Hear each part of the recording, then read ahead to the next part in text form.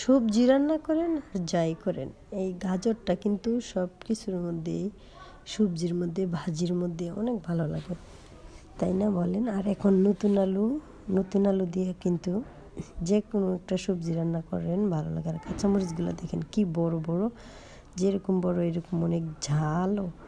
আর পেঁয়াজ কিন্তু এখন বেশি কিনে রাখা যায় না। হ্যালো গাইস, আসসালামু আলাইকুম। কেমন আছেন সবাই? আশা করি আল্লাহর রহমতে ভালো আছেন। এই যে দেখেন নিজের কাছে সুপারি পাড়তেছি। এই যে দেখেন কি পাইকা গেছে, পাইকা সুপারিগুলো পড়ে যাচ্ছে। সেই জন্য শাশুড়ি মা একজনকে ডাকায় নিয়ে আসলো, ডাকায় নিয়ে এসে সুপারিগুলো পেরে নিল। একটা গাছের থেকে যে সুপারি পাইরা দিয়ে তাকে 10টা সুপারি দিতে হয়, 10টা সুপারি দেওয়া লাগে। আর দিদিকে খেয়ে যে আমার কাছে কাঁঠাল আছে এখনো, এই যে ছোট্ট একটা কাঁঠাল। আমি ওকে বলতেছি যে তুমি সুপারিগুলো পেরে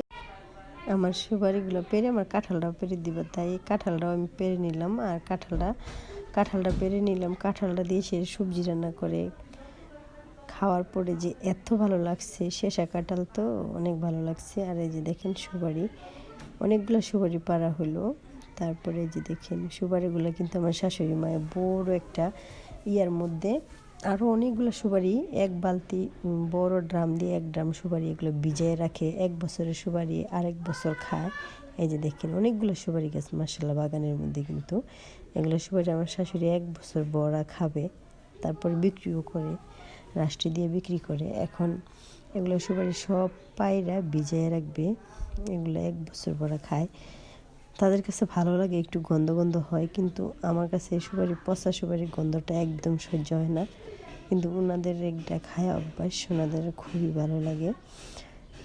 আর এদিকে দেখেন আমার এই যে চাচা শ্বশুরে গরু কাটলো একটা, কারণ ওনার 3 নাতি মিলে আকিকা করলো এক গরু দিয়ে। এই যে দেখেন, তাই সবগুলো মাংস ভাগ করতেছি সবাইকে দেওয়ার জন্য ভাগাভাগি করে। আর এই যে দেখেন আমাদেরকেও দিয়েছে, তাই আমরাও যে শাশুড়ি মা রান্না করলো গরুর মাংস, খুবই ভালো লাগছে। কারণ নিজের হাতের পালা গরু ছিল, তাই মাংসটাও খুবই সুন্দর হয়েছিল। রান্না করার পরে খেতেও মজা লাগছে। আর আমার এই ছোটো বেবিটার জন্য আলাদা রাখছে, কারণ ও ঝাল খায় না। আর এই যে দেখেন এই যে এদিকে গাড়াগাড়ি হয়ে গেল ধান লাগা, এক সময় একটা কালার হবে, এখন সবুজ। এই যে দেখেন ধান এখন মনে করেন কি সবারই গাড়াগাড়ি হয়ে গেল, খুবই ভালো লাগে। এক সময় একটা কালার হবে আর এখন সবুজ হয়ে যাবে পুরাটা, খুবই সুন্দর দেখতে লাগবে। গ্রামের কিন্তু এক সময় একটা সিজন আসে, খুবই ভালো লাগে এই দৃশ্যগুলা। আর আমার ছেলে দেখেন বলতেছে এখান থেকে একটা ধান গাছ উঠাবে, আমি বলতেছি না উঠাবা না, একটা ধান গাছের মধ্যে কতগুলো ধান হবে, ধান গাছ উঠাবে।